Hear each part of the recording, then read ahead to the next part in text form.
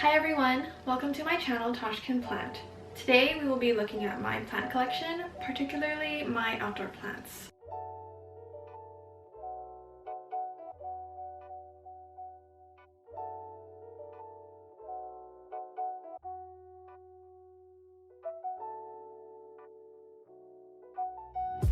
So first off, we're going to start with my succulents and my cacti.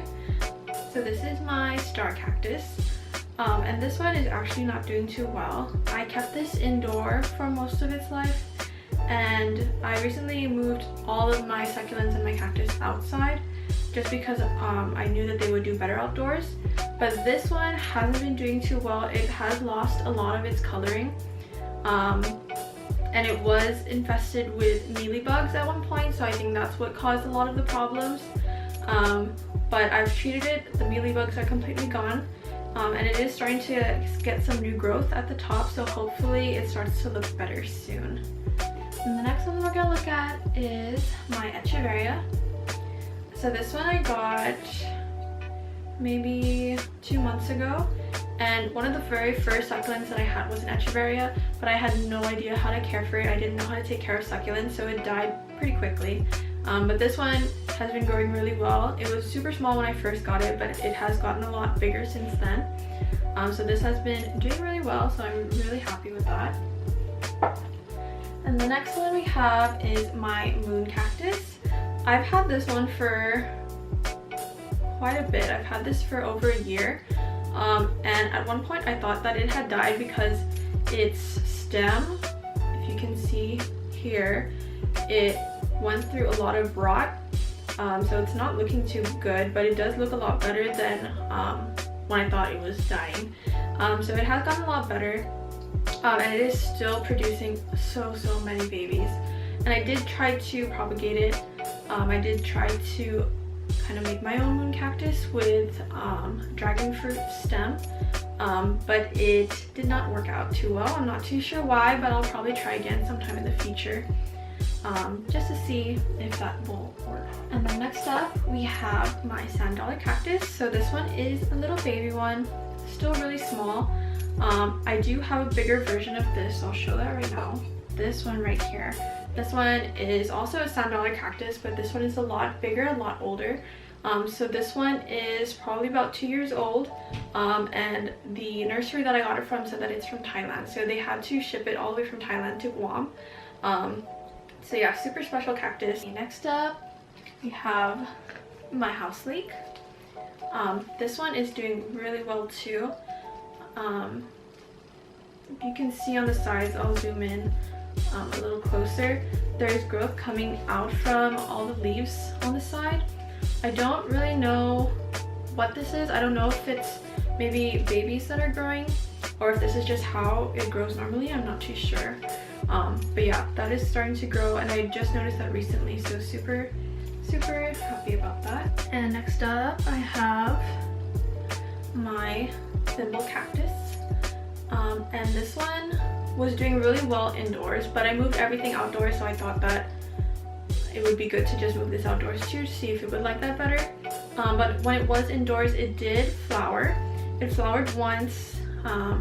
It was a yellow flower, super cute, and it only lasted for a couple days, and it shriveled up and died. But I think that's normal. I think that's just what it does. But since then, it hasn't flowered at all. But since I moved it outside, it has a lot of new growth coming out. So I'll zoom in on it, but there's a lot of new growth coming throughout, so I think that that's just new babies coming out. And I am attempting to propagate this plant, so we'll see if that actually works. I'm still kind of experimenting with propagation, so not sure exactly how that will turn out. This one right here, this is my newest succulent. I can't remember the name of this, but super small, super cute.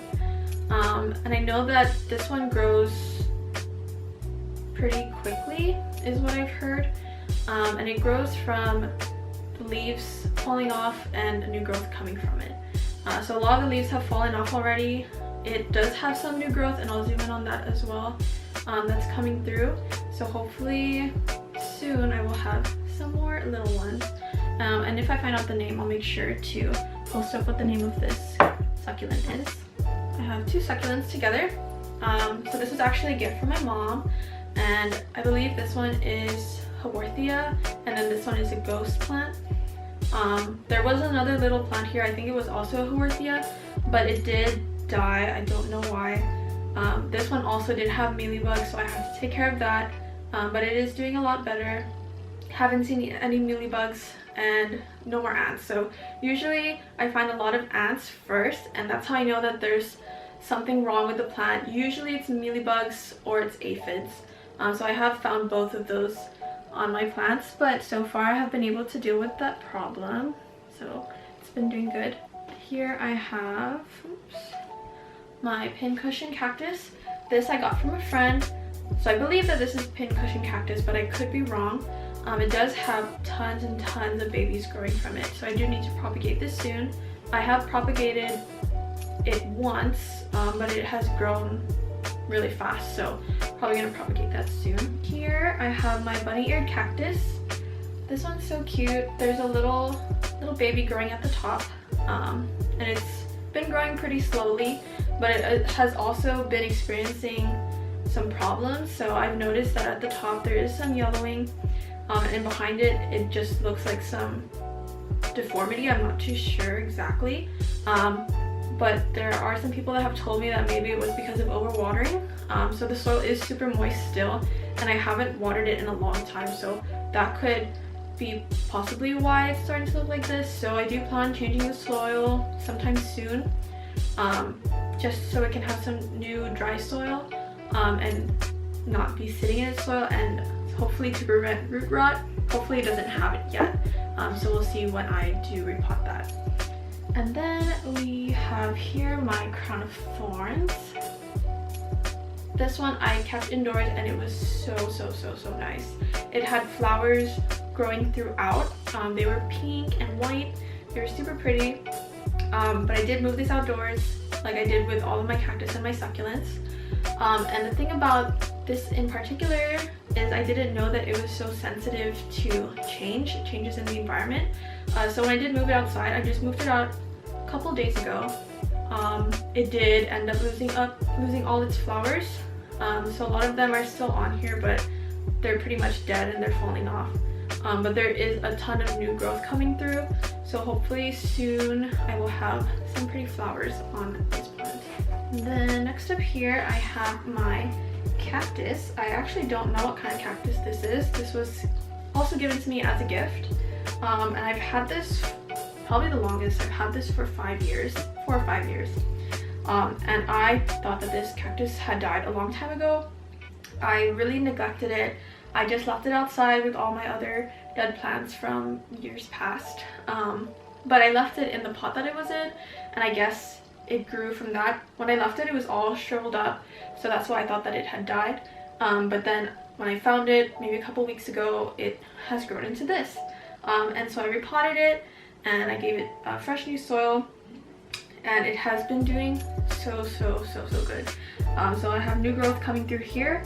This grew really fast. This one just grew probably last week, and it has gotten so much bigger. And then this little one right here, this one came out probably this week, sometime this week, and it has been growing really well too. And I do see some new growth coming through the top as well. So this plant has been with me for a long time, and now I'm taking care of it, so hopefully it can grow really big. Okay, and now we're gonna move on to the last of my succulents. So this one is my Mother of Thousands, and I have 3 different varieties of Mother of Thousands just because I love them so much. I think that they're so cool. So this is one of the ones that I have, and I really like this one because it has a lot of the pinkish coloring on it, which my other ones have it, but not as much as this one. And then all of these little plantlets on the top, these are all of its babies. That's why it's called Mother of Thousands, because it grows babies really fast, and they just fall off. There's a bunch that have been falling off as I was moving my plants around, and when they fall off, they will grow into a new plant. So you don't really have, it's very minimal care, especially when propagating. I have propagated quite a few of them, and they have been doing really well so far. So that's one variety that I have. Okay, this is the second one. I'm trying to not let the plantlets fall, but they are. So this is another one that I have.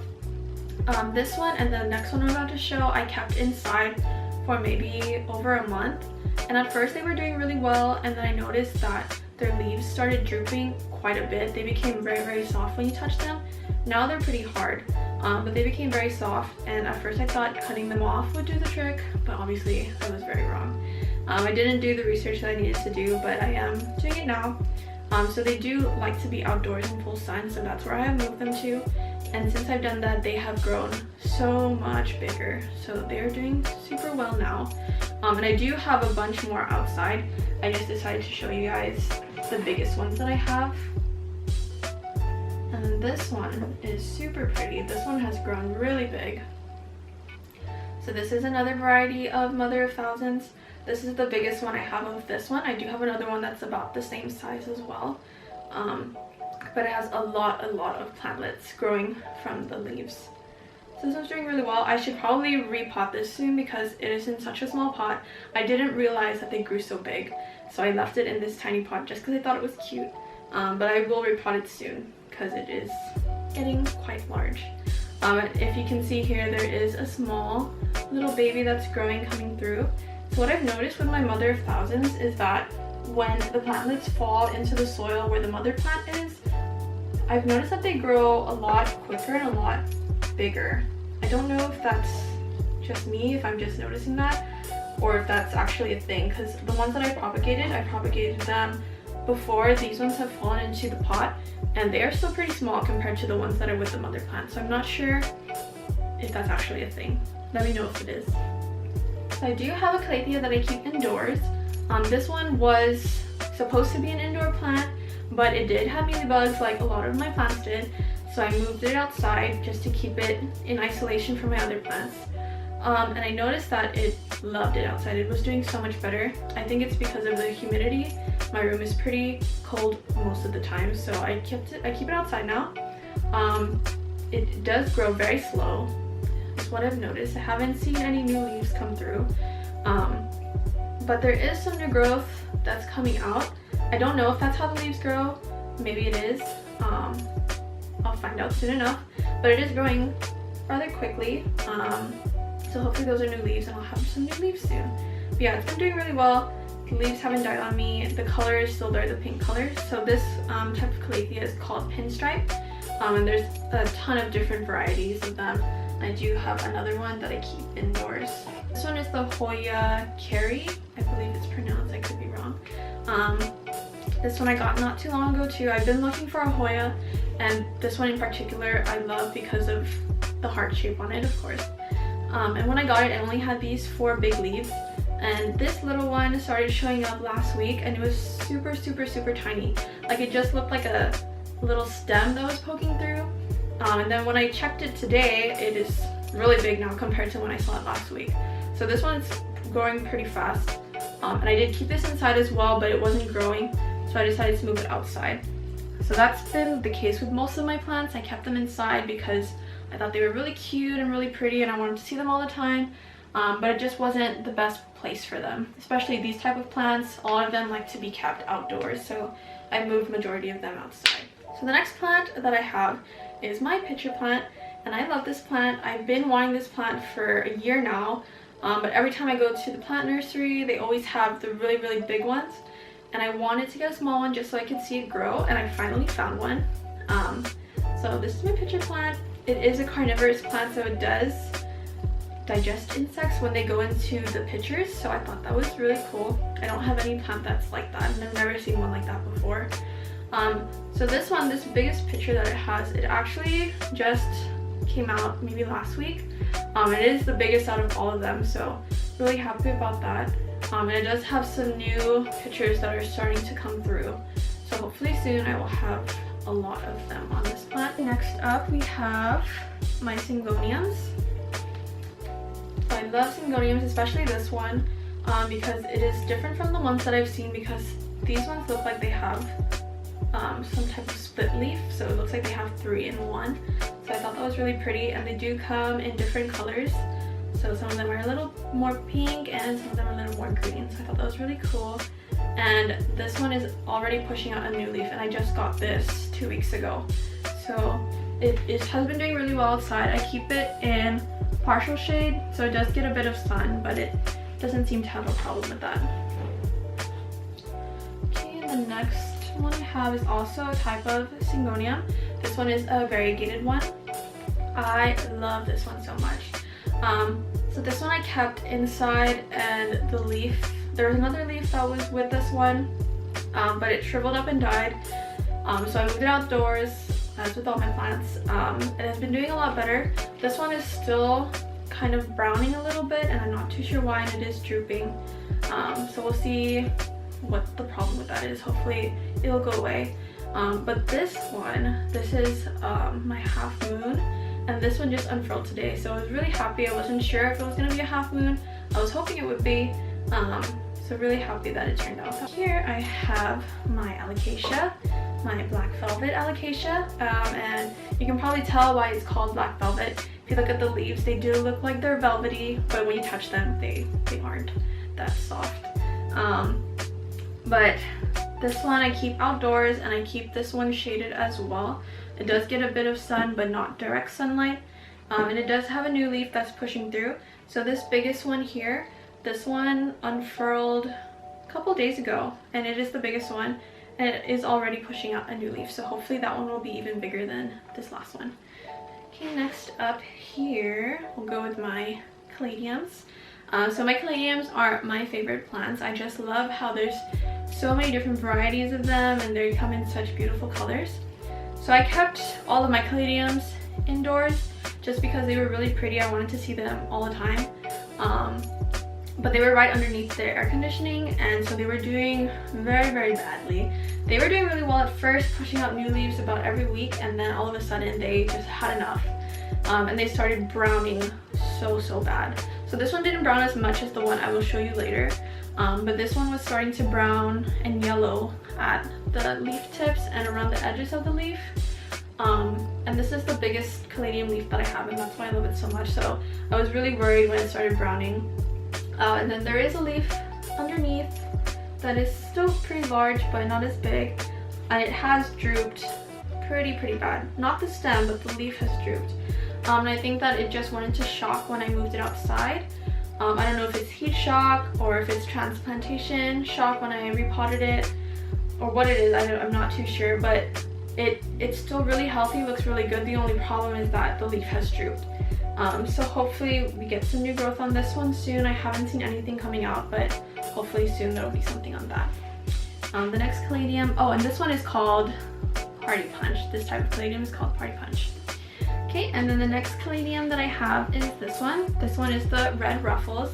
This one is super tiny, but it's super cool that it really looks like ruffles if you look closely at it.